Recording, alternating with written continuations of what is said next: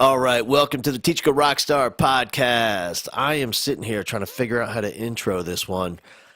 This one's fascinating, man. This one is really, really interesting. On the show we have Bret Beitler, and Bret comes to us. He comes to the show. It's a different path than most people have taken to get here.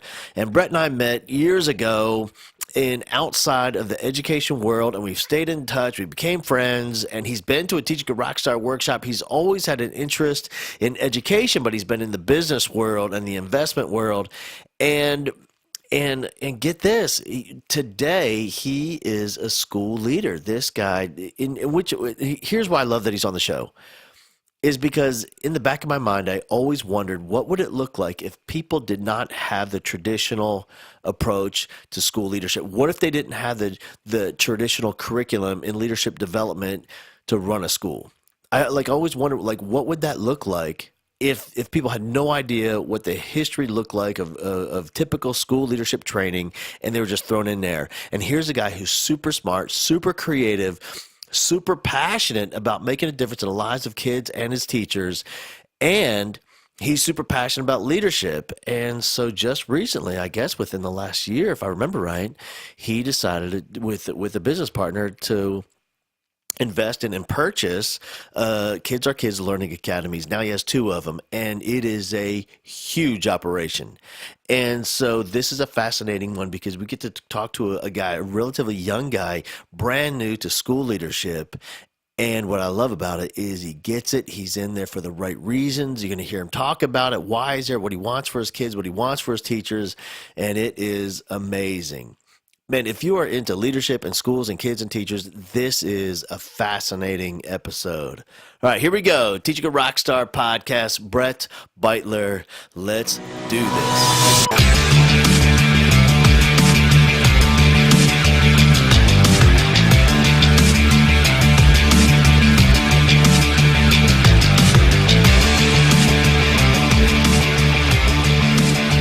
All right, man, here's, check it out, dude. This is what I know about you. I don't know if you know this, and so I looked it up. That's why I was on the computer a second ago. Your operation that you're running is larger than hundreds of Texas school districts. Have you ever thought about that? That's incredible, man. It really is. I never knew that. Yeah. Like if you go and look at this, and there's over 1,000. I forget how many, 13, 1,600, something like that. You know, you think about all the small towns, and the few people that live there, and look at the school districts that they have. The operation you decided to jump into is larger than hundreds of public school districts in one state. Across the nation, thousands. Man, that's incredible. Perspective, man. Yeah. That's yeah. awesome. All right, come a little closer to that thing so we can hear you. And so, yeah, so, all right, so here we go, man. So you into the education field and growing up, Here's my take, and you tell me if I'm right, and then you give me the backstory. Sure.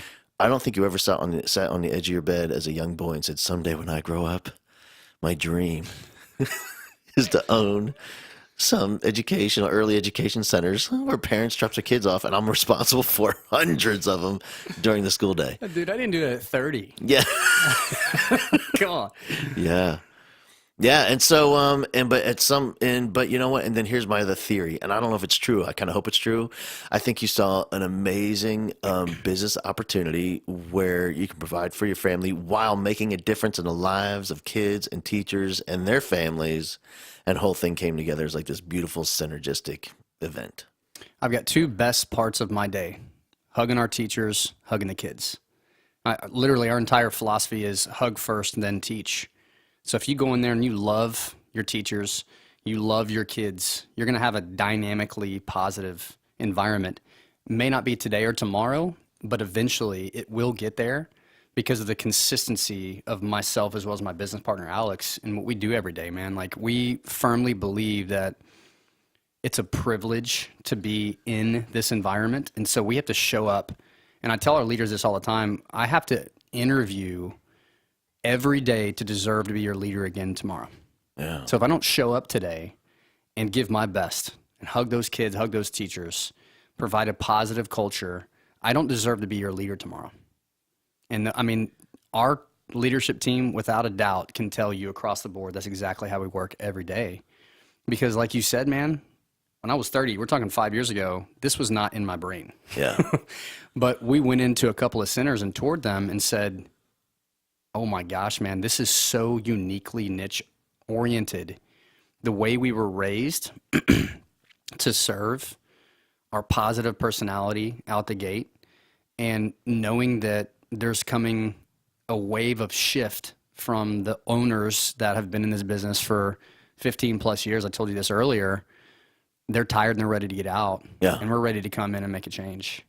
And it's not like we're changing the game completely. It's just the small 1% to 2% changes that you do over time that make such a huge difference. Isn't that true? Man, it's incredible to see what our first location in the Woodlands is doing, and now this new territory school that we just acquired 2.5 weeks ago.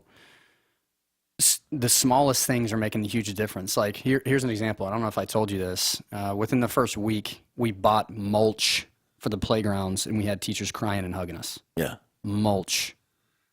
Dirt and mulch. Yeah. And they go, we've been asking for this for over a year. Look what you just did for my babies. That's the thing, man. I think people underestimate the small things, and this is true because like that's like the perfect point, the perfect lesson that goes to show you a few things. One, just how desperate educators are to feel affirmed and see some evidence that someone's listening and someone's paying attention, and two, how much they love their kids, because it's not like you got anything for the teacher. They don't care about them, but they can see how much our kids love it, how much it matters to their kids to be out there in the playground with new, awesome mulch. Isn't that amazing? Man. And sometimes when I go to schools and they say, well, what do we need to do? They don't say it. Well, some have, but I can see the look in their eye when a school leader with a school that's struggling, and I say, here's the first idea that we're going to put in place, and I can see the look of disappointment. Like, that's it? That's all we're doing? But man, I'm telling you, you're so correct. Like, it's the tiniest things that have the greatest impact. And oftentimes we come in with this whole new ideological shift and this new paradigm. And we have a big acronym for this program we're bringing in. It's so complex. Hardly ever does that even last, let alone make an impact. It's the tiniest things. Yeah. Another win we got early on, we were walking through classrooms, just literally talking to teachers, asking them simple questions. And I could tell a lady was frustrated. This is also our first week. And I asked her, I said, how can I help you win today? And she goes, I've been asking for a power cord for my CD player to play music for my babies during nap time. Yeah. And no one will bring it to me. And so I just mentally took a note, and I went over to the director and I said, how do we get this lady a power cord? She goes, I have it in my office. I just need to bring it to her. I've just been so busy lately. And I said, okay. Surprise her in the morning before she comes in, plug that thing in, and have it playing music when she walks in. She walked in, came back to the director's office in tears and said, I can't believe you guys listened to me and gave me a power cord that's worth $5. Yep. And it shifted her entire week, because now she knows someone's listening, they care, and they're willing to do exactly what she asked. And it's not give me a raise of $100,000 a year. Right. It's not give me $200,000 in furniture. It's can I have a $5 power cord so my babies can take naps during nap time, and it'll mentally help me get some downtime for an hour or two, and they wake up and they're happy. Parents pick up, they see a different kid, they go home, they have great family time. It's just a complete circle. You're right, man. Our culture is just super simple, and it doesn't take us investing a ton of time or money. It literally is just paying attention to those little bitty small things that get these teachers amped up to win. Yeah. If they win their classroom every hour of every day, we're going to have some big wins in the future, and everybody's going to get taken care of. We're dynamically going to have the type of center that has a culture that no one's going to compete with. I'm not looking to compete with any of the other centers out there. I want to win on our terms. And when we play to win on our terms every day, we don't have to worry about competition. Right? So true. And we don't. So. That's the thing, man. Here's a couple deals. One is that power cord. Like I get, like it is. I really think I don't think it's a conscious thought of people, but I think subconsciously it's there. If over time, if I can't get a power cord, if I'm out of dry erase markers and I can't get that, those tiny things, then they're just not going to ask for the big things that they really need, that really matter. The power cord matters, the dry erase, but when something big comes up, it's not even going to occur to them to ask for it because we didn't come through with the power cord. Yeah. And you're right, like the like those, not competing with other people here, when I'm at schools and I do the convocation, August I'll be here in a few months. I'll be across the nation speaking at convocations, and schools come together and bring all the faculty and bus drivers and lunch ladies and custodial crew. They're there, and I'm doing my thing. Happens without fail. The superintendent goes first. He'll do his 10-minute welcome back speech and the state of the district type of thing. And those districts where they talk about test scores and we got to bring it up and let's work harder and let's do more, and they're focused on where they rank in the state with test scores, they never move. They never move. But here's the crazy part: those schools that are killing it, they don't say a word about it. And people think, well, they don't have to say a word about it because they're killing it. They have it backward. The reason they're killing it is because that's not the focus. The focus is their kids on their classrooms, on their campuses, in this community, and what can we do for the. And when they really focus on that and remembering what they're there for and why they're there, the scores take care of themselves every time. Yep, I agree, man. We're not so much driven like that either. I don't believe they're equal, right? You don't need to put the emphasis into it, just like you're talking about. When you do all the right things the right way, the right time, every time, the end takes care of itself, right? 'Cause we're in the long-term play game. I do want the other centers to win because it is best for those families and best for those kids. But I'm not going to go out there and have a scarcity mentality and go, well, they took 2 of our kids. Now we have 2 less kids. It's like, no, man, maybe they deserve to be over there. Yeah. Not everyone's our customer. We cannot help out every single family. Yeah. Not everyone enjoys our flavor of the way we lead and the type of environment we provide. But I promise you, we're going to be the best for those families who do decide to choose us, whether that turns into another center or 15 centers. I don't know what it's going to turn into. But right now, we just want to make sure we do the best by these 2 centers that we own and put ourselves in a position to serve our teams so that those teams are always happy, well-fed, know they're supported, and that they're going to put that love and energy and support into those kids, which turns into incredibly happy parents. Yeah. Man, you create this type of wave, it's like the Chick-fil-A raving fans. Man, I want people busting our door down every day knowing that, dude, me and my family have to be a part of this environment because there's no better place, better serving this team as well as my kids than what we're experiencing right now. And we'll pay whatever it takes to make sure that our family's a part of it. Because it's not just education. I mean, we're 6 o'clock in the morning until 6:30. This is an insanely huge part of their day every day. This is their family for lots of kids. That's it, man. This is their home. They walk into our front door. They're walking into their living room, and then they're going into their classroom. That's their bedroom now, right? Yeah. And so they're with their extended mom. And some of them, unfortunately, don't have the parental setup and love that they deserve. So when they come to our center, that's the most positive environment that they're going to experience when they're awake every single day. Yeah. And that's what drives us to make sure that you got to deliver the unexpected. You got to deliver the type of energy, love, and support that those kids deserve, because when they go home, they might not have a mom and dad that's talking to them and caring about what they're doing throughout the day. They may not get a meal when they go home. So that when they're leaving that center at 4, 5, 6 o'clock in the afternoon, when we feed them on the way out, that might be the last meal they have until they come back the next morning. Yeah. So those little bitty things, man, are just making such a huge difference. And we're always focusing on the little bitty details that will, like you talked about earlier, fold into the much, much bigger things. Man, I always ask people to accept the challenge of this is at some point in my career, probably after about 10 years, the kids would come back. And now they're in their, late 20s, early 30s, when I was teaching high school. And then I would find out what was really going on in their home. And I had no idea, because this kid was an athlete, so she was in drill team, and they were they had youth group, and they, their mom and dad were at school. And I was like on the outside, like, wow, this kid has it all. Man, very early in my career, I heard someone say to me, your kids will forever be better actors than you are a teacher. And I didn't know what it meant until after about 10 years. And what it meant was you'll never know what's going on inside. They might have this beautiful home in a fancy Audi dropping the kid off, but you don't know what's really going on in that house at night. Like you have the perception. And so the challenge is for my kids that come into my classroom, and I know it's not true. I don't care. But when they show up, I convince myself I'm it. I'm the only one. This is their home. They don't have parents. They don't have a youth minister. They don't have coaches. They don't have anybody. Not in competitive cheer. They don't take alto sax lessons. They don't go anywhere on the weekend. I'm all they have. Because that way I'm not going to miss a kid. Because the moment we start thinking, like, that kid, his parents are wonderful. Oh my gosh, you're going to miss that kid. That kid might need you more than anybody in the class.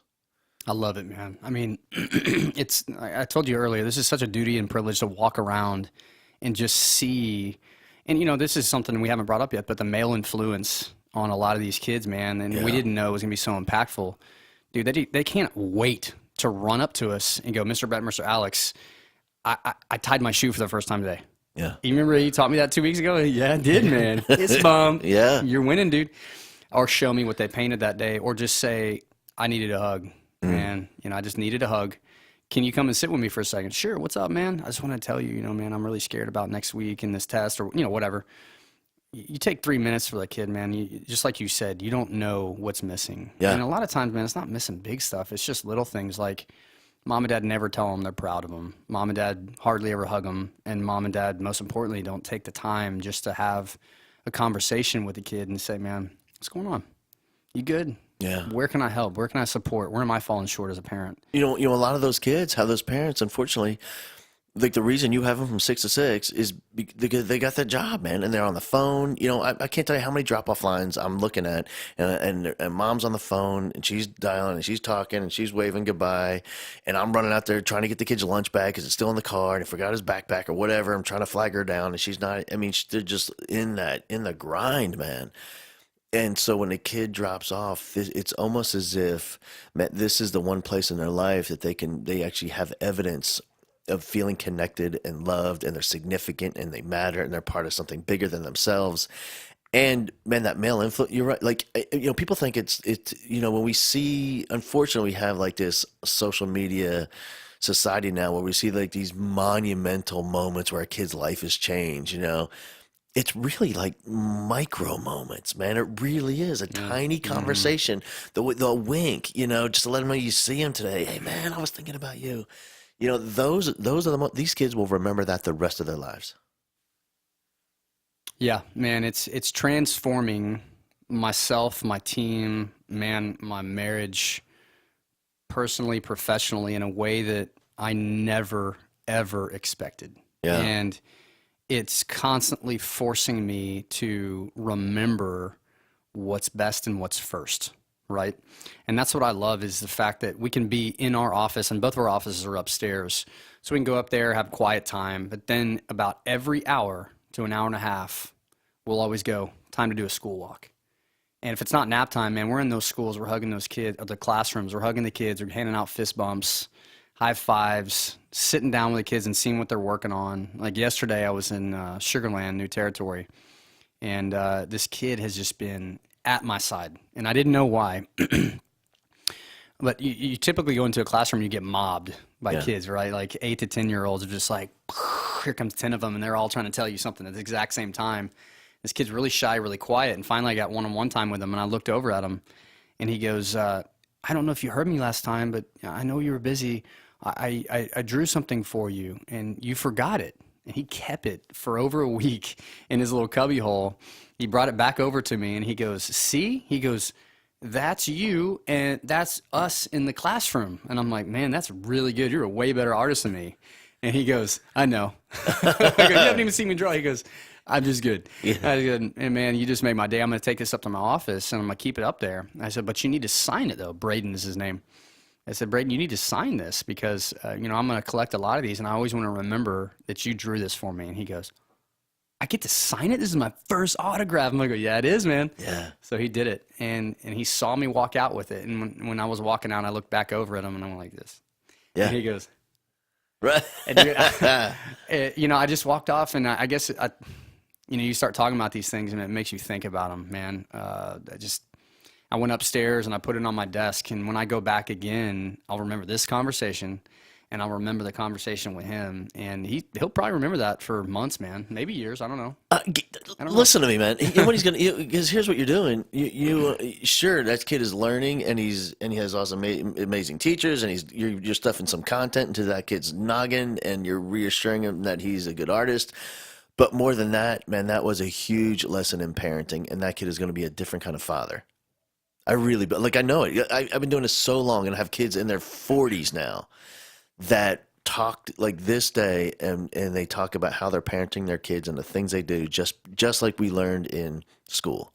You know, and Braden, at some point, you probably will have kids, probably. And you know what? That he's going to replicate that same experience for his kid that he learned from you. Like that's what it's all about, man. Yeah.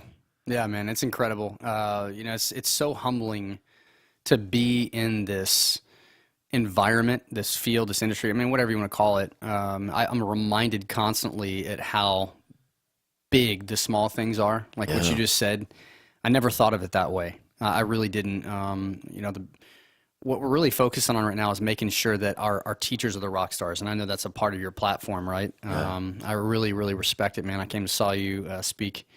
I think it was a hotel off Bellway 8 probably 2 years ago. Yep. Man, it was super moving, and I saw the environment. I saw that the teachers really engaged, and we're doing that, man. Like I'm teammate number 34 and number 31, and because they are the ones on the front line. They're in the classrooms with 6-week-old babies, all the way over to the 12-year-olds who are going just crazy in the back after school gym program. Yeah, they're in there. They're living it every single day. We know how chaotic and crazy loud or stressful it can be. So we are flipping the script. A lot of the owners that we have learned from, not all of them, but a lot of them that we've learned from, put them as number one, and then everybody else falls in line. I mean, it's typical corporate America type setup. yeah.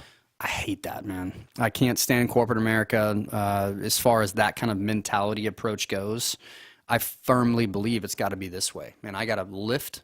I've got to remove obstacles. I have got to be the last one to close the door to ensure that those ladies know that they've got the type of leaders out there that are ready, willing, and able to do whatever it takes to see them have 1% less stress, 1% more love, 1% better leadership, guidance. I mean, whatever you need in order for you to win that day. And if we keep that kind of spirit moving forward, it's not if we're going to win. It's just how big are we going to, and how many of those really cool stories are you going to compile in this environment over the next 10 plus years that will transform into many, many other things for all those families, for all those teachers, and for us to continue to serve and do things on a level that, you know, are just unexpected. Yeah. You know, I think the danger oftentimes when we look at those little moments, whether it's the autograph or the look or the celebration of a kid or the finger painting or whatever, because of the business that we're in, I think people get numb to it really fast, where they don't like they're, oh, well, this is just what happens, like, and they move on with their life. Oh, you know, Kylie had this happen, occur, and oh, okay, great, and then move on to the next thing. Wait a minute, man. Let's talk about for a second how this is changing Kylie. Like, Kylie is on a whole new trajectory at 6 years old now than she was 5 minutes ago because of that. You know, and because it happens all the time, like, we're numb to it. Here's what I've noticed. When I take people outside of education and bring them into a school, they see stuff all the time that I don't even notice because I see it all the time. And it's right, man. It is beautiful. It's almost as if you're a florist and you're surrounded by these beautiful, majestic colors and stuff is blooming. And I think you just, oh, okay. But if someone has never seen flowers before walks in, it's like, oh my God, it's overwhelming, man. Look at this one. Oh my God, look at that one. Mm-hmm. You're like, I see thousands of those every day. What's the big guy? I don't get it. You know? We had a friend of ours, you just mentioned you were in Italy. Yeah. We had a friend of ours come, he's Italian, grew up in Italy, and he came to visit, and they took him to the hill country. Blown away. Like, he thought Wimberley, Texas was the most majestic thing he's ever seen. And he's from Italy. He's from Italy. You I was like, dude. Like, never happens. Because I've been to Italy, and I remember being there for about a few hours, man. and we pull in, and we get out of the car. And I remember staring at the doorknob of the hotel thinking, that is the most beautiful doorknob I've seen in my life. Like, look That's at that funny, thing. man. And the thing's That's hundreds of years old, you know? And I'm like, Yeah. look at this doorknob. And, you know, and meanwhile, there's somebody graffitied the wall of this castle. Right next to it. Yeah. You know, because You I must think have been that, in Naples. yeah, that's just the reality, man. And the same thing in education. Like, you get so numb to it, you just see it all the time. Yeah. It's, you know, it's almost as if we have to retrain ourselves to stop and figuratively, like, smell the roses and like, notice these are life-changing, epic, beautiful moments that sometimes we just gloss over and keep going. Yeah, you make a really good point there. We're so fresh, you know, being less than 2 years in our second center. We're still noticing all those things. We're still the outsider, man, because we didn't come from the education field by any means. No one in our family really, minus, you know, a couple of aunts that were teachers, but we weren't in the environment with them, right? Experiencing everything. We're still so new that everything is so huge, right? Yeah. It's like you're talking about. We're noticing those little bitty small things. And I think that's a lot of what these teams have been craving for a long time. Man, we have two of the most dynamic leadership and, well, I don't call them support teams, but the teachers inside the classrooms that you'll find anywhere. Man, I'm blessed to work next to these ladies because part of our culture commitment is, are you 1% better than you were yesterday? And are you owning your role to the level that will super exceed the expectations of our parents, our outside customer for our kids? And I think these ladies are, you know, still early on, 12 months in, but they're really living and breathing by this every day. And you can see it, man. Like, they can't wait to share these victories that they have every day, every hour inside these classrooms with their teacher mate, with the chef, with the director, with us. And we never downplay it. Man, we always make a big deal out of it. Not dramatically, you know, like we're in a movie set, but like in a genuine, authentic way to where they're like, man, I'm really helping this team win. You are helping this team win because look what you're doing for these kids. Look what it's doing now for the parents.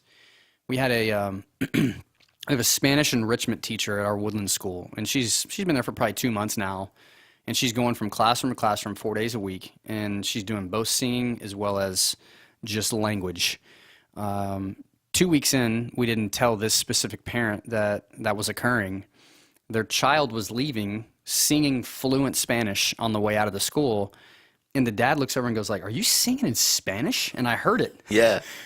And I looked over at him. I said, "Hey, yeah, we got a Spanish enrichment teacher." And I walked down one classroom. I said, "That's her right there."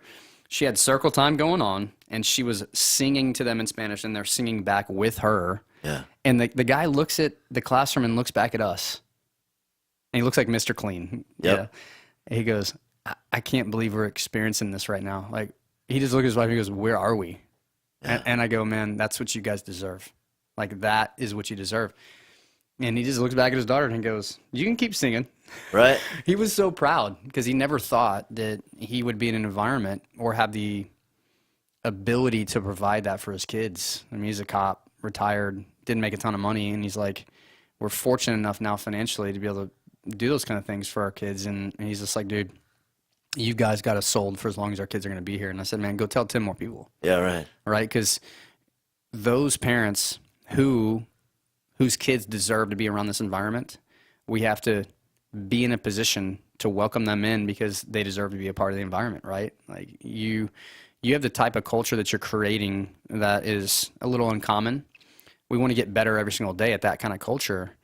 We want to be in a position to continuously do that and continuously improve so that when that right parent comes in or that right kid who really needs that environment, man, we can shift it into a gear that those parents don't expect to experience. And when you sell them, and it's not really selling, but when you're doing the right things, man, you just tugging that heartstring, and you're like, "Dude, Yeah. I can't."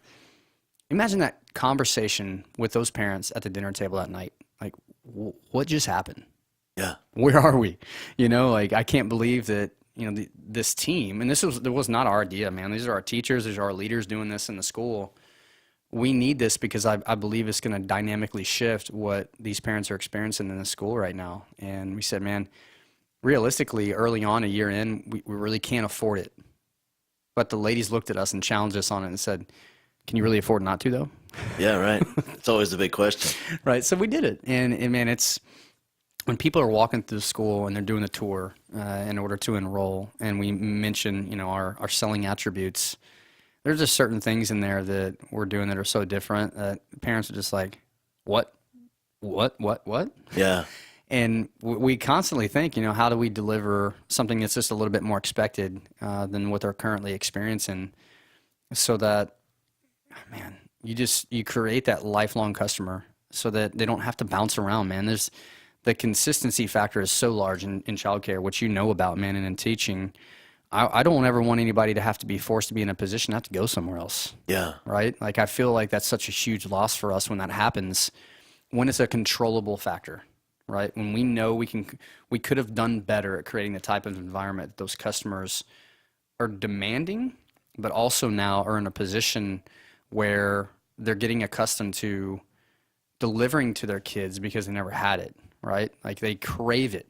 Yeah. You never know what those parents also went through their whole life as kids and now adults, that they miss things, and now their kids are experiencing it and they're reliving it. And they're going, man, like, no matter money that we can throw at them, no matter how much we try and spend our awake hours, we cannot recreate this environment without them being here, right? This is becoming such a big part of their family that, we talk about it everywhere we go to. Yeah. I think we even underestimate as educators that just the significant role in that family. Okay, so this kid is going to spend exponentially more time with an adult in school, in their early childhood center, wherever it is, than their parents. That's just, when their parents at work, that's the deal. I forget what the research is. I want to say of direct interaction, it's a lot lower now. I want to say it's 8 minutes. I'd have to look it up, of direct interaction with a parent. That's what a kid has. I'm talking like focused interaction back Daily? and forth. Yeah, daily. Because, everybody's distracted. Morning to night. Yeah, morning to night. Because TV's on, the cell phone's on, mom's cooking, kids outside or whatever. Gotcha. But Okay. as far as direct interaction with a parent, I think it's 8 minutes. It might be lower. And but then when you go to school, there's an educator standing before that kid who's accepted the honor and the responsibility of standing before that all day long, hours and hours and hours. So it's really important to circle up once in a while and talk about that, man. Look, man, I think at one point in education, I remember hearing, well, I'm not here to be anybody's friend. I'm not here to be their mom. Listen, those times are gone. Like, that really is part of the deal. Yes, you are. Yeah. You are the mom. Yeah, I agree. You are the dad. And that kid, all the lessons that kid is learning here at school, that kid is going to take, every single one of them, he's going to take with him for the rest of his life. The tiniest ones, man, like every single gesture, eye roll, it all goes into that kid. They see it all. And I think we underestimate that too. I was talking to teachers yesterday, and there's a moment where two teachers, there's some changing time in the elementary school, and kids are going up and down the hall, and like the normal natural thing is two teachers get together and they hold up the manila folder in front of their face, like they're major league baseball coaches. No one can Talking to each other. and they're gonna say, hey man, like on Friday, are we doing happy hour over at Chewy's, or are we gonna go down to Wildrose, or what do we do, and they're whispering back and forth. But kids can't hear it. All they see is the whispering back and forth. And I promise you, in that hallway, there's a handful of kids are thinking, oh my God, they're thinking about me. I mean, they're talking about me. Oh my gosh, I wonder what's wrong with me.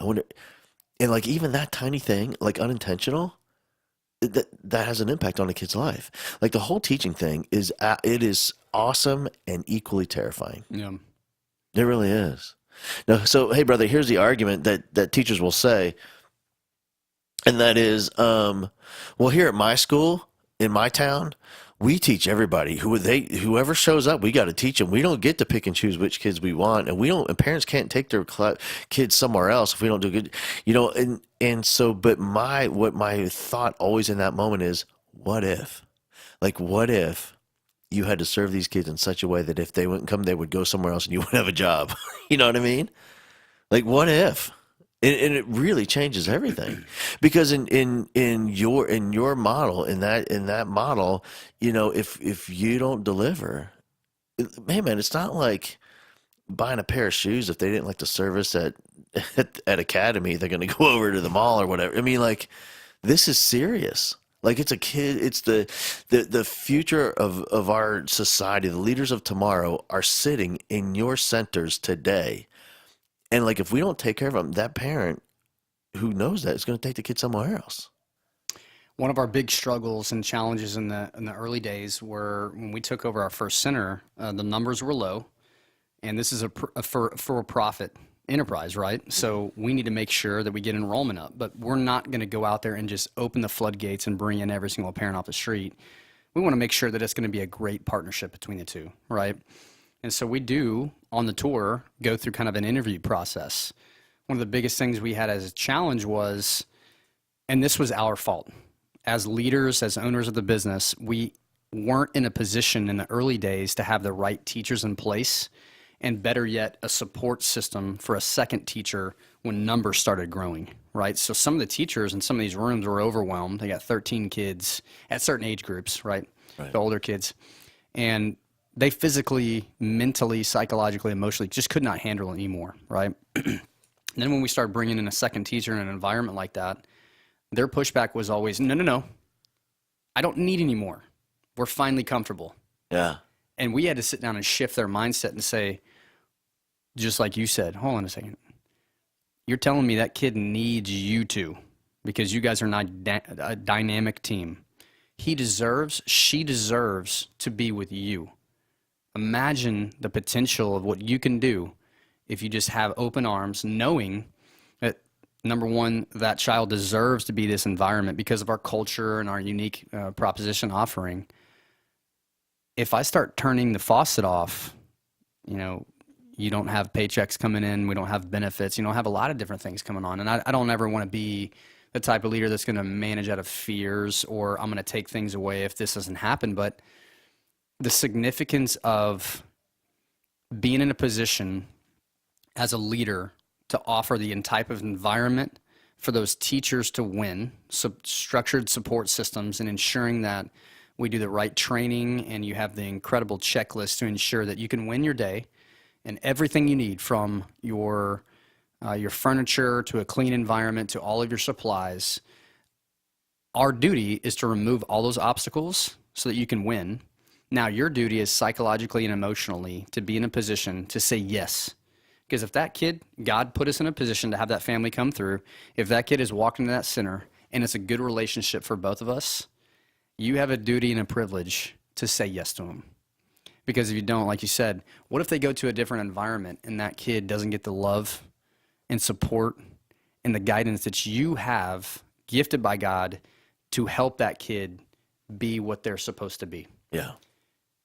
And, man, that's a really easy conversation for me and you to have right here at this table. It is insanely tough to get that buy-in. And this is what those little bitty things are that we're winning slowly. And I still think we're at least a year away from being in a spot where every single teacher is like, let's do this out of abundance, out of pure love, instead of, I don't want another kid, man. Jeez, look at this environment already. It's ridiculous. Hey, if you need another teacher, man, we'll figure it out. Yeah. If you don't have the right support, you don't have the right system, you don't have the right checklist, I mean, you tell me what it is. But if we've done everything we can to make sure you've got everything you need to win, we need to be in a position as a team to figure out how we take in more. Man, that whole servant leadership approach, like, that's what I was talking about. When they have moments where they get their mulch and they get their dry erase marker and then they get their power cord, naturally, you're right, over time, we get to the bigger stuff and they're naturally going to say, okay, I have a need. And they're going to realize they have a need rather than thinking, I can't take another kid. Hey, listen, let's get another teacher so I can take another kid. Like, that's where the shift happens. Man, I want to tell you about this. This is a funny, somewhat gross story about servant leadership. And I was teaching, and I always found myself in the double wide. So when your school gets overcrowded, they have these these these Porta, trailers. porta building, right? And it was I don't think it was any coincidence. I was the furthest portable building from the school. And, but I was fortunate because I had a double wide. Yeah. And the double wide came from an elementary school. And in this district, when you put in portable buildings at elementary school, you put in a bathroom. I had the bathroom in the double wide. It didn't work. There was no plumbing, but I use it as a closet. And all right, so one day I come in to work. I come in the double wide. I get there really early. I'm in there by 5:30 or so, and I can smell something, and it's bad. And I'm not, but I just kind of, but like sometimes you get used to it, right? And then I don't even notice it after a while. But then the kids come That's in funny. at 7:40, and they get sort of like, "Bo, man, what are you doing in here?" I said, "Dude, that ain't me. I was here when I got here. Something's up."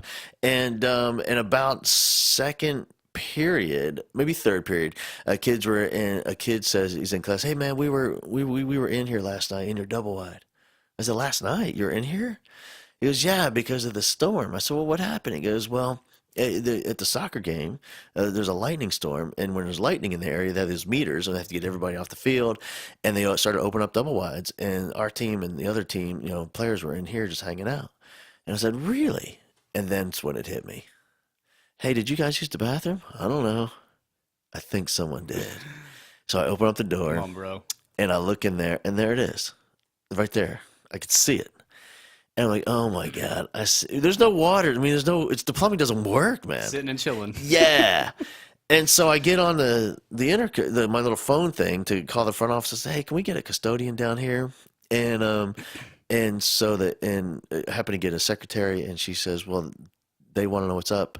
He's busy. And I said, well, all right, I'll call you in a second. So I step outside and I call my cell phone. I said, hey, listen, the soccer team apparently was in here. Somebody chunked a deuce in the bathroom, and it's causing a little bit of a, I'm having a hard time getting my day going with this happening. All right. So get this. And so the AP comes down, and she goes in there, to make confirmation. In fact, we do. It is in there. And in fact, she goes, all right, hang on. And she comes back and she says, hey, our custodian's busy right now. And she shows up with a bucket and rubber gloves. The assistant principal, now, by the way, she has a PhD. She goes in there, puts her gloves on, wrangles this thing into the bucket, and walks it. And if you don't think I told every single teacher, you're not going to believe what she did, man. She was in there. She takes care of it herself. She picked it up, put it in the bucket, removed it, put the cleaner in there, took care of the whole thing. Level, man.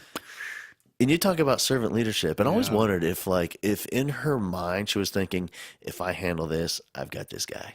He's like, in terms of leadership, he's going to believe in me. I believe in him, and we're together.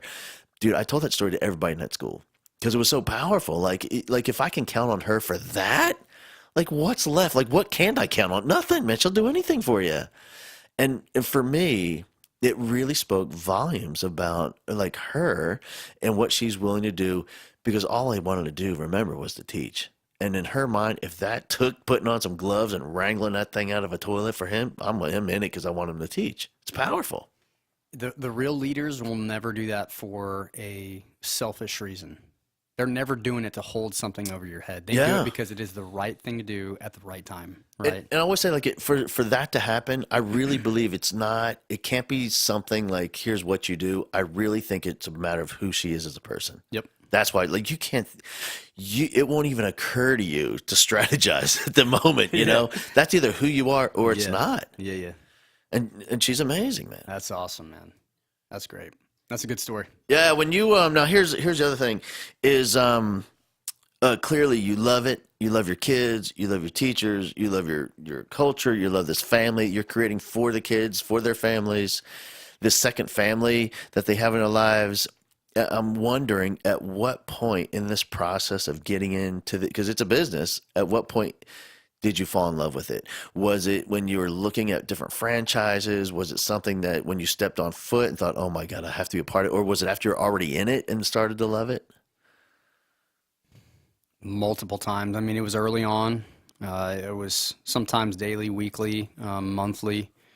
I fell in love again a second time when we acquired our second location because it's just a completely different takeover from the first one. First one was a major turnaround. We had 90% teacher turnover. We had a lot of rehab we'd had to put in the building because it was not run the proper way. This one's different. Man, we have teachers who have massive amounts of gratitude and love in their heart. And they just were never really in a position to go from good to great. And they never, well, I wouldn't say never, but maybe the past 2, 3 years weren't in a position where they felt support from the major leadership in the school. And they were handcuffed in a lot of ways. No, we can't get that supply right now. No, we can't do this. We can't get another just a lot of things. And so when we come in and we're just asking questions the first couple of weeks to really understand dynamically how the team is set up, meeting the parents, all those things, and we start just shifting a little bit here every day, I start seeing true gratitude from teachers walking up and going like, man, you're doing it. And I don't feel like I'm doing anything yet. But you talk about earlier, it doesn't take a lot. You don't have to move a mountain for that teacher to feel like you just did, right? Yeah. It's the CD player, the stuff, it's the mulch, all the things that we just believe that aren't that big of a deal, but it really is. And so just by us showing up every day, interviewing to be their leader, which we do. I'm about to go do it up in the Woodlands here in just a few. I got to make sure I interview to be their leader today. You start building the type of environment that, man, you walk into a center now, and I feel like I'm walking in my bedroom and my living room. I really do. Like I know when I walk into that Woodlands location, I'm just going to walk in and be like, man, I'm at home right now. I'm here with my ladies. I'm here with the teachers. I'm here with the kids. I do a walk around the school. I hand out a bunch of hugs and high fives and fist bumps. And then I'll go upstairs and take care of my stuff and come back down again multiple times throughout the day. Man, I think I fall in love with it now because of this second location, knowing the communities we serve, knowing how many kids we have, knowing what we can grow into. And being completely in control of that every day is really powerful. I think it's never putting us in a position where we're scared. We're just empowered every day because we know that it doesn't take a ton to win, right? It doesn't take a ton to do the right thing every time. A big thing we're doing right now, Hal, is we're shifting how we spend our day between drop-off time in the morning, lunchtime, and then we call it showtime in the afternoon when the parents are coming in. We make sure... I love the showtime thing. It's like a Disney, right, going man. on stage. You got to do it right. And, we want to be available for those times so that we can hand out hugs, high fives, and handshakes to parents too, man. And they want to know that our presence is felt in the center. We're ready, willing, and able to listen to them. And, if it makes sense for the team, man, we're going to move forward with their suggestions. And they have buy-in to the movement of our school. The reason that we're doing a project right now at our new territory center that involves shade structures over the playgrounds. Man, we're in Houston, Texas, bro. Yeah. It's 100+ degrees outside, and you're talking 2 and 3 year olds that are going on the playground at 1 o'clock, 2 o'clock, 3 o'clock in the afternoon. Here comes the redheaded kid. Oh no, it's not 70 degrees outside, man. It's hot. And so we're putting in these shade structures. Those parents have been asking for that for years and years and years. And I'm not downplaying the previous owner because he's a really great owner. He just got to a point where he's ready to move on to something else. Yeah, just different priorities. That's fine. Yeah. So we put these shade structures in, and these parents are thanking us over and over again, shaking our hand and saying, genuinely, man, you guys are doing something really great for our families because now my babies get to go out on the playground and they're not getting their hands burnt off on this really hot Texas equipment. Yeah. We appreciate it so much. Thank you for listening. And, the parents know that they can't come in and make unrealistic demands. They're going to be realistic because they know that, when it's for the right reasons, at the right time, we're going to do it, right? So, man, to fully answer your question, there's so many reasons to fall in love, man, like every day, every hour. And we tell our team constantly, I want you here. These kids want you here, but they don't need you if you're not going to show up. I'm not going to beg you. Yeah. I'm not going to hold your hand. I'm not going to motivate you every day.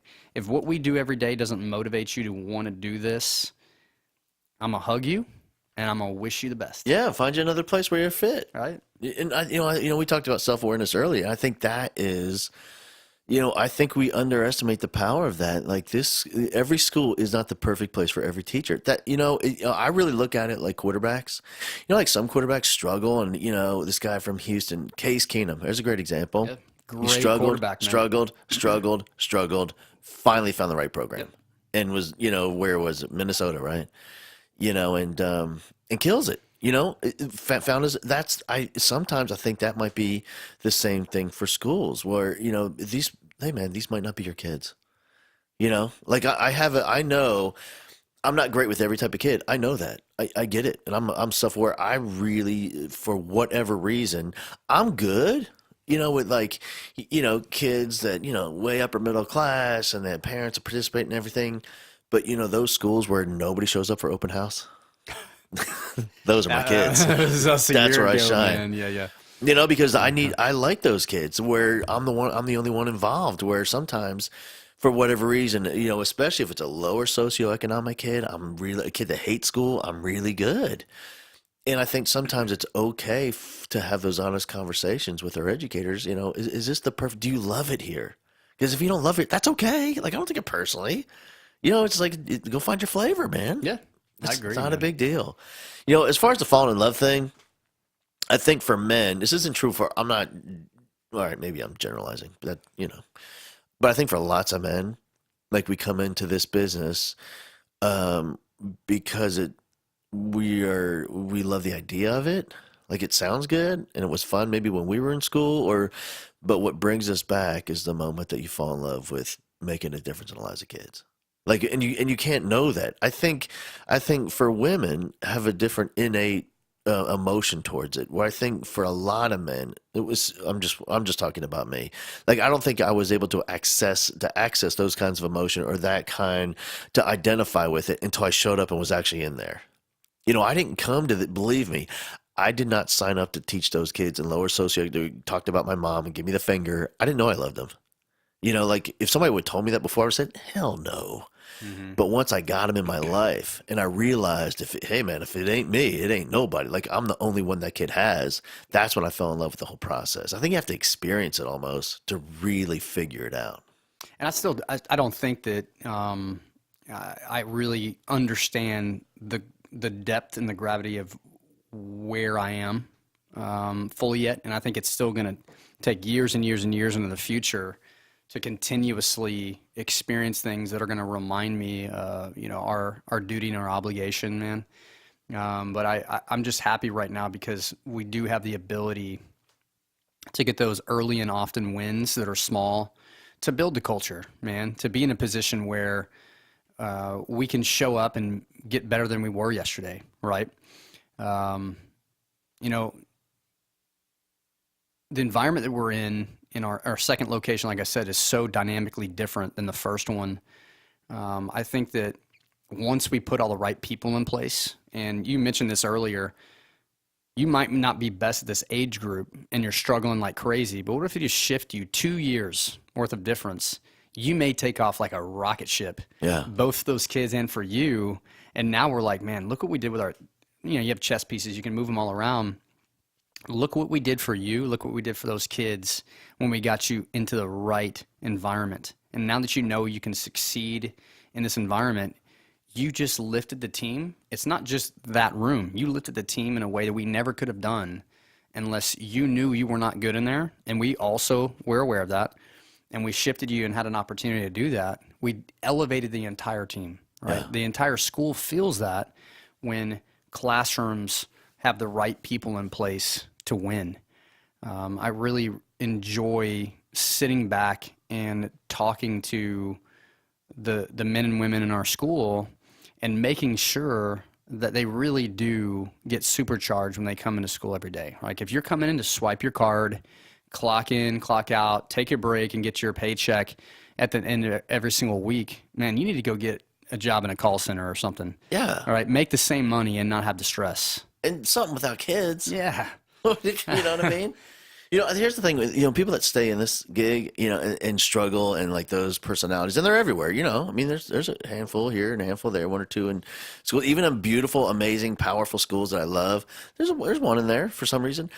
I'm not sure what it is about their personality that they keep doing it year after year after year. This is the hardest profession on the planet if you don't love it. Like if you sort of like it, because you can't go, like this isn't some data entry job where you can go hide in your cubicle and not deal. Like kids are looking at you, man. No hiding. No, man, they're hanging on you. And like if you don't, I just can't even get my head around how, you know, how you can go on and on and on if you don't absolutely love it. And here's what I love about those teachers feeling empowered and raising the bar and raising the team. In every other business, for you, this is a business. It's a for profit. Like we got to keep the lights on, man. That's right. We have paychecks, and we have Yep. benefits, and we got to feed families who work for it. Like this is serious. Um, but here's what I really love about it. Like I'm glad you get to do that. That's cool. But the bottom line in your business isn't really the dollar; it's the kids. Yeah. Because you can try to do all kind of corner cutting and make yourselves more profitable as much, but if it sacrifices what's right for kids, it's going to fail every time. In your business, what I love is that you are forced to keep the vision at the forefront. You're forced to keep those kids as the priority, and then the money takes care of itself. Yeah, man. Before I forget this, I want to give a couple shout outs, and you know this team now. Remember the Help a Teacher Yeah. connection that Yeah, I made man. to? I talked to my buddy Randy about a week ago, and I told him I was coming on your podcast. Uh-huh. He said he enjoyed connecting with you. I guess it was a couple months ago. Yeah. Man, that's their awesome. organization has 90,000 people they're helping right now. Yeah. It's insane. It just blew up like 8 months ago or something like that. Yeah, I think they're over 100,000 now on Facebook. Oh my gosh, man. Yeah. So I wanted to give a shout out to them because they're really doing incredible things on now a really huge scale in mostly the little bitty towns that you were talking about at Yeah. the very beginning of this, man, like the small school districts that just don't have money. Yeah. But you walk into that room and you like, oh, that lady's been there for 10 years. She's magical. Yeah. And dude, you can feel it all over her environment and all over her being that she was meant to be an educator and someone who loves kids. They just don't have the resources. So they're now connecting those gaps in a really big way. And I'm super proud to see where they've come in such a short period of time, man. I mean, they're going to be something that's really going to shift. I think this help a teacher environment in a big way for a long time to come. Yeah. And Man, here's what I love. It's giving people an opportunity to celebrate what's in their heart. And here's what I mean. You know, I do these little random interviews where I kind of sneak up behind people in public and ask them about their teacher. Hey, man, who was your favorite teacher growing up? You know, kind of shock them in the moment. Everybody has one. yeah, Everybody has off the one. top of their head, boom. Yeah. Right. One person, and I've done hundreds. One person he was too nervous, couldn't come up with it. And here's the funny thing, the one person who was so nervous, he said, I'm so nervous right now, I can't think. I don't like being on camera. Get this. This dude's a professional UFC fighter. That's He has- super He has no interesting, man. problem getting to a cage with a Yeah. trained killer. That's right. He yeah. can't talk on camera about That's his teacher. crazy, man. He goes, I can't think of his name right now. I'm so nervous. I'm sweating. You've got to funny. be That's- kidding come on, me, bro. man. Come on, bro. Yeah, and so, but everybody has one, and here's what Help a Teacher does. It allows people to reconnect with that person who made a difference in their lives, and now they can pay it forward by helping a teacher right now who's struggling somewhere. And you know what? Sometimes it's the smallest thing. It's the tiniest thing that's going to make this monumental difference in a life. I saw in there, I can't remember what it was, but to see this teacher get this $45, I don't know if it's a classroom rug or I can't remember what it was. And like the look in her eye, and she's getting emotional talking about it. Like, but you know what it does? Like, I'm so happy for her, and I'm so happy for those kids, and I'm so happy for Help a Teacher. But here's the weird thing: we forget about it. What it felt like for that donor, who is able to celebrate that teacher because of the teacher that made a difference in his or her life 30 years ago. And now and for them to get to feel what it's like to give to someone and not expect anything in return. It changes the society. It's a true pay it forward mentality. Yeah. It's exactly why they created it. I mean, it was out of catastrophe, right? Yep. The school shootings in Florida that occurred, I think probably 2 years ago now. And they said, man, we have to be in a position where we serve, and we got to find a way to serve to where we can connect those teachers with the people who want to help. It might be 30 years ago, 20 years ago, whatever it is. And those people who are helping do not expect anything in return. I just love it, man. And that's what we're trying to do in our centers and everything that we do when we put our energy forward is, man, I do not want to be in a position to expect anything from our teams. Eventually we'll get taken care of. Man, I've got a long-term marathon mindset because I'm not in a position where this is a 2 or 3 year gig, man. This is a 25+ year agreement that we signed up for, Yeah. and we committed to with these centers, the teams, the community, So we know eventually we'll be fine, right? The monetary thing is like a billion down the road compared to what we're doing every single day. But man, I haven't figured out how we can continuously boost the Help a Teacher program, but I know it's going to be in our future. I know maybe it may be in yours too, Yeah. in some capacity. But for now, I just wanted to give a shout out because it's such a really cool program. And they're continuously, man, catching a ton of traction as they're moving forward. You just mentioned over 100. Yeah, I believe it is. God, dude, I have to that's check on it. so crazy, man. Yeah, I love it. And here's what's cool is, talking to Debbie on the phone a few times, it's as if to hear her talk about it, it's like this overwhelming swoosh that happened through her. Like, here's what I'm doing it. Yep. I'm not sure how, but we're doing it. And when those moments happen, it is amazing that, it really proves my theory to be true. I really believe that deep in the heart of the vast majority of people, I don't want to say everybody because there's a psychopath, but like 99.9% deep in the heart of everybody, they love helping others. Yep. And they want to be able to do it, and they can, and they really can. And here, like those teachers that are struggling and have needs in the classroom, there are people that would love to help you.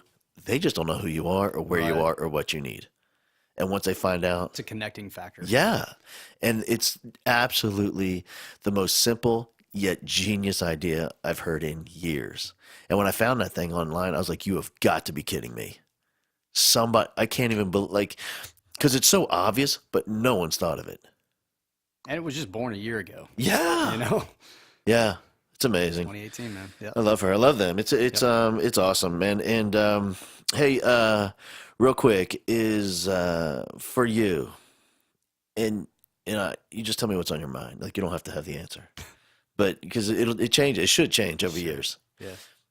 For you, when your kids that have come through your centers and spent their childhood with you, and your teachers and your family there, 6 to 6. At some point they are going to be they're going to be sitting at a dinner at their daughter's wedding rehearsal dinner, or they're going to be at a banquet, or they're going to be at their 40th high school reunion, and they're going to be sitting around and they're going to be telling stories about childhood and teachers, and one of your kid's going to be sitting there. And they're going to say, you know what it was, man? You know what I really learned from that place? My childhood was spent in this place. They're going to describe it. They're going to say, you know what the real lesson of that place was? It's this. What do you want that to be? That's a deep question, man. I like it, though. I'm a deep guy. Right now? Yeah, right now. Like you said, it is going to change. It should, as you learn more and grow more. There should be a metamorphosis of this, just as there's as an equal, like in direct proportion with the metamorphosis of you. I knew that every environment, no matter how many classrooms they went through or I guess migrated through in our center, I knew that in every environment, I wasn't kid 1 of 15. I was Johnny. And Johnny mattered. Johnny got special attention from the teachers, from the administrators, from the owners.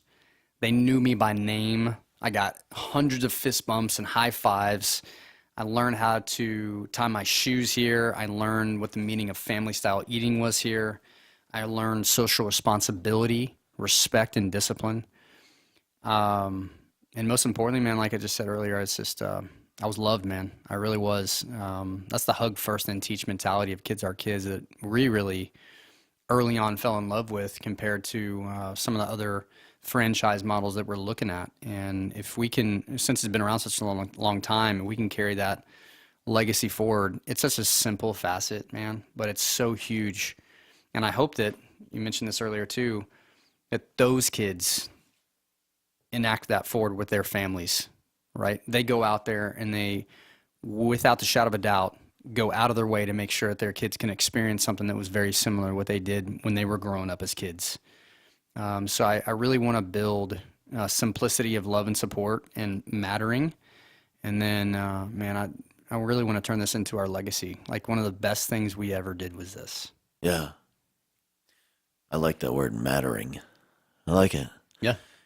Here's the challenge that you and your crew have, and man, I hope they really get it. It's hard to be reminded, like it's hard to get it, but to have faith in knowing that oftentimes what you really want for them, many times they're not going to know it came from you. Like the way that kid is going to parent his own child is just a result of all the experiences, the sum total of experiences that happen at Your Kids Are Kid Center. All now with that's wound up in the DNA of that kid. It's part of who he is now. But they're not going to know specifically, learn how to do this from there and learn this and this and this and this and not be able to identify individual actions, but the sum total of who that kid has become so that he or she can parent their kids, that came from you. And it's hard to deal with that because we don't get to see like tangible data evidence of it worked, but it's there. Like just having the faith that you know that is because of this family that we created for this kid where he spends the majority of his childhood. As a result of all of us, that's what we get. And to know that, man, it's challenging, but it's also at the same time insanely beautiful. Man, you just mentioned the word I want to say. Like, we're in a really beautiful place, being 1 year out from our first location acquisition and the second one being very, very new. We still have a long way to go, right? I have a long way to go as a leader. I really do. I think that we have some great chemical makeup right now, but I have a lot to learn about this entire journey. And I think the teachers are in a really beautiful spot too, but we can continuously work on getting 1% better. And we're learning from things like this. We're learning from the best in the business. There's 175 Kids Are Kids centers. There's 46 here-ish in Houston. And I am obsessed with making sure that we go out and pull from the best of cultures nuggets. Yeah. And I want to make sure that we shower all of our teachers and our administrators and leadership staff with the best of that and figure out, hey, does this work in this center? Oh, it does? Awesome. We're doing it. Right. Yeah. And we're going to figure out how it works. Right. And if it doesn't, then what's a model of it that could make sense? Because look what it's doing over on the other side of town right now, man. They've created this environment. Maybe it's only for a certain age group or it's for the whole center, but it's creating that unexpected environment I've mentioned a couple of times here today that parents will bust through walls to allow their kids to be a part of because they deserve it. And man, it's exciting to be in the very early stages of that, knowing where we're going to go, what our capabilities will be if we stay ridiculously committed to getting better than we were yesterday. Yeah.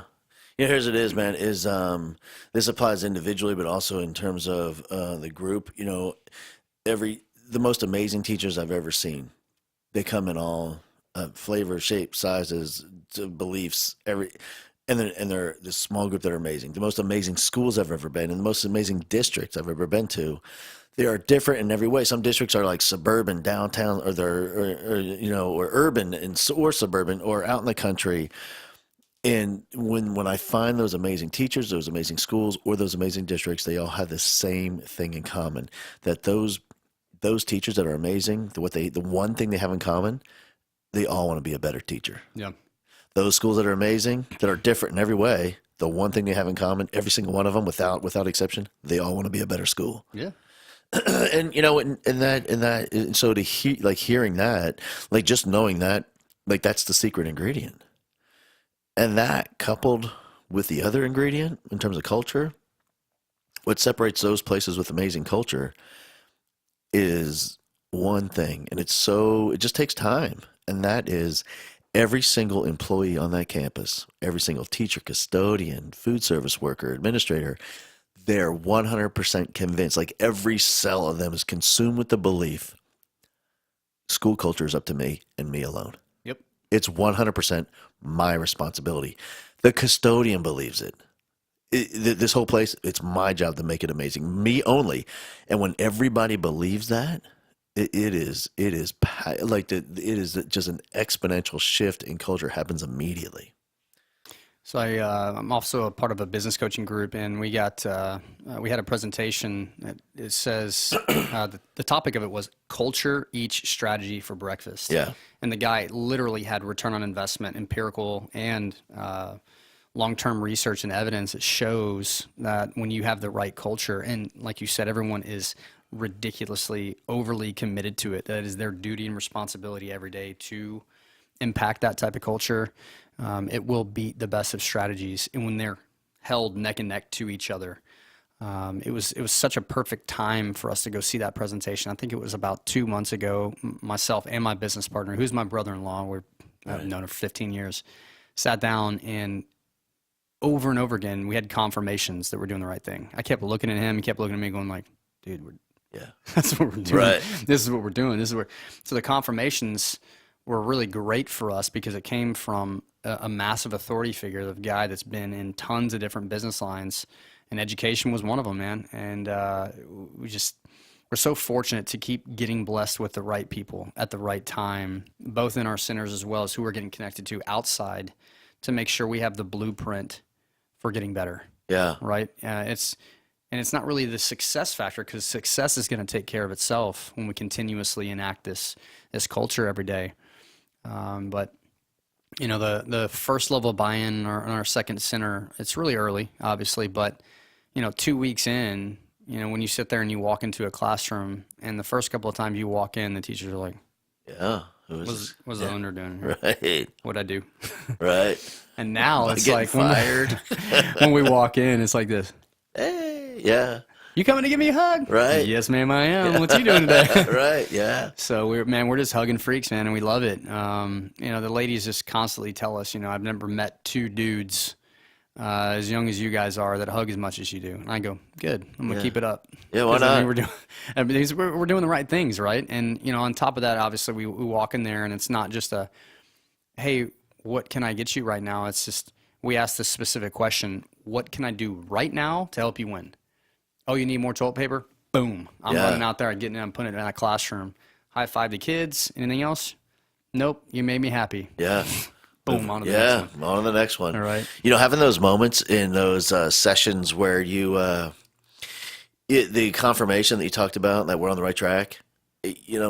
What's interesting for me, the work I do on stage at a school and at a hotel conference room like you saw is different.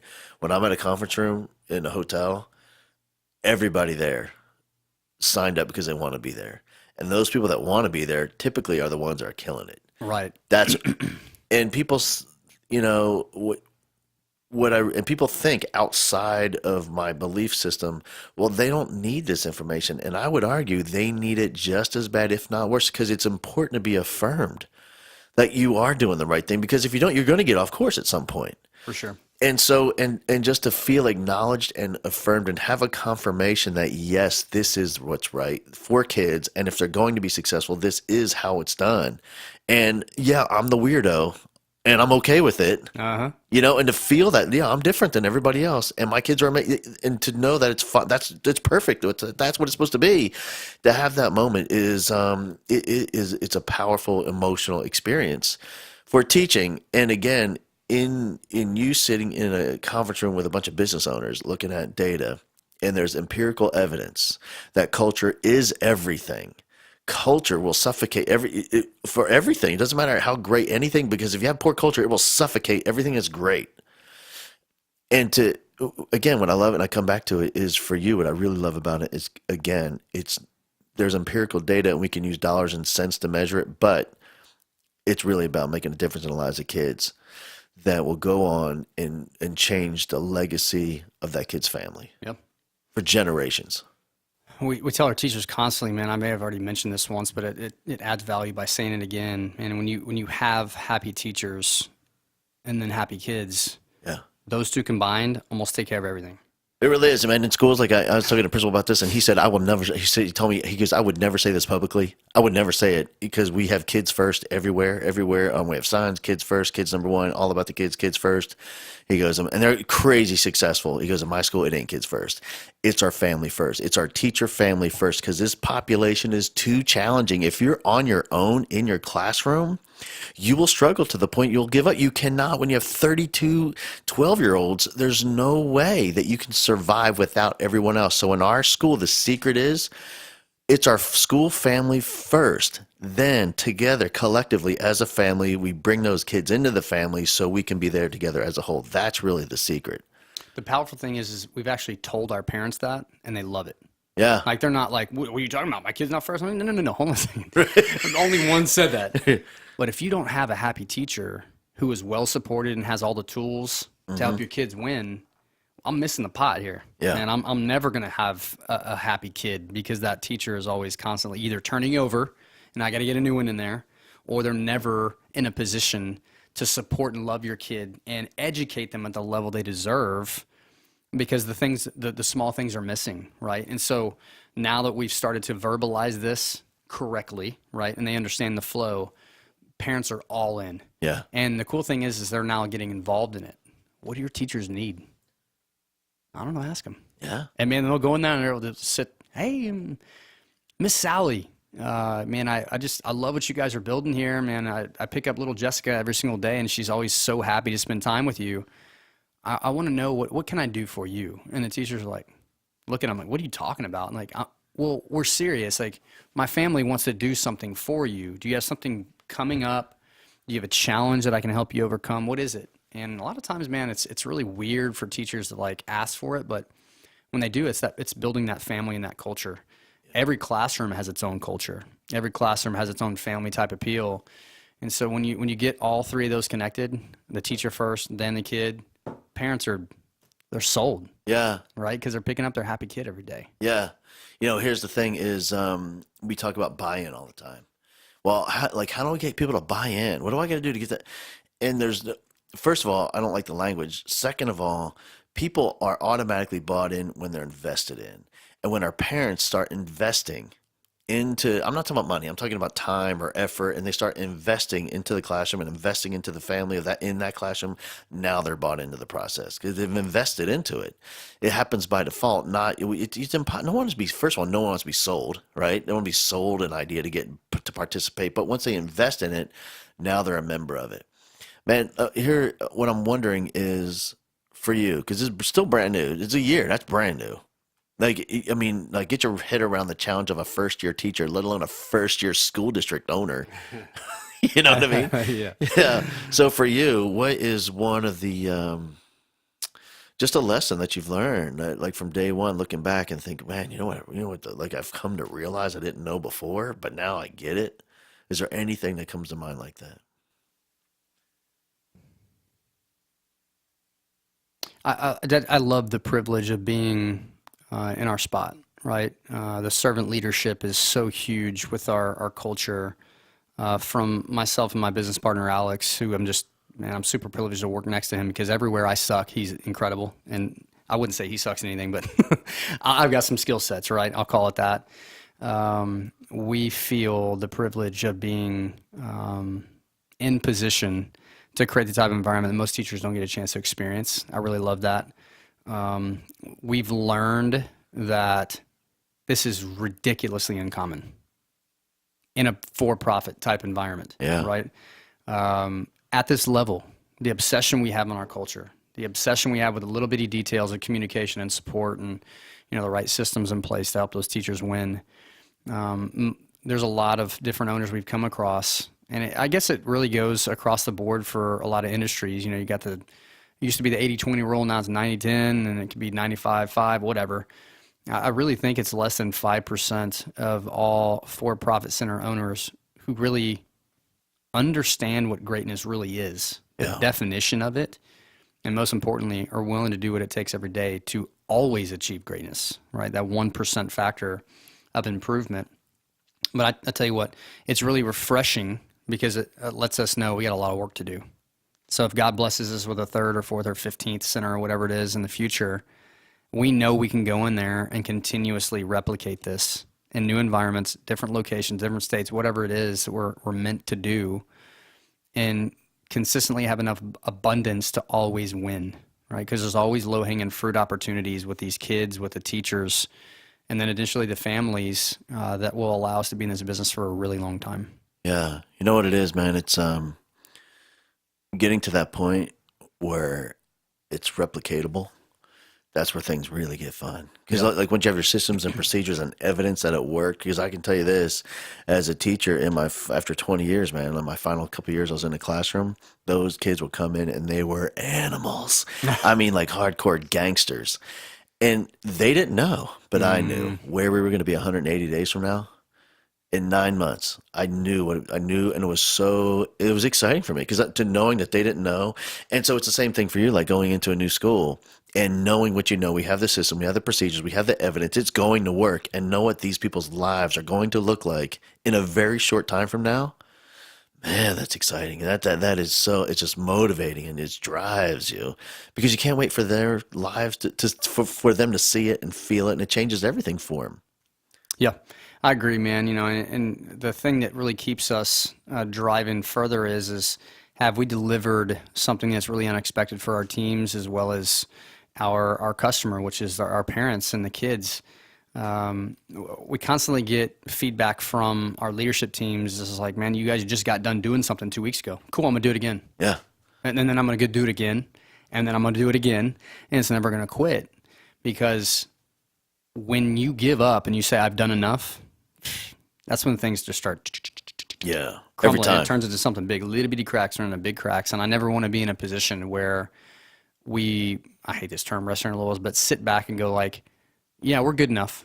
Right. Nah, dude, you're never good enough. We're never going to stop. We're never going to be in a position where we're not continuously just doing a little bit of push better than we were yesterday. You're never going to achieve perfection. We're never going to be the greatest because there's always some other operator or some other culture that you maybe haven't come across yet that you can get one more gold nugget from, man. We love it. That's the thing. Once you find the nugget, that's all I need. Like, I'm willing to go sit somewhere for a day or spend the day out of school if I find the tiniest one thing.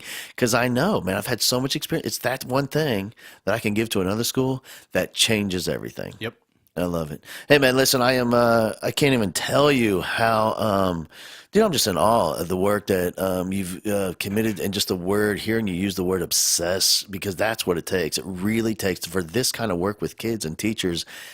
It really does require an obsession. You can't kind of want it. You can't say you're sort of all in. Like, it really is a full-time, absolute intellectual and emotional obsession that's required to really make a difference and to see kids and teachers achieve and make a difference in the lives of those kids and those families. So, dude, I can't thank you enough for all that you do for your kids and your teachers, and for investing some time with me today, man. I really, really appreciate it.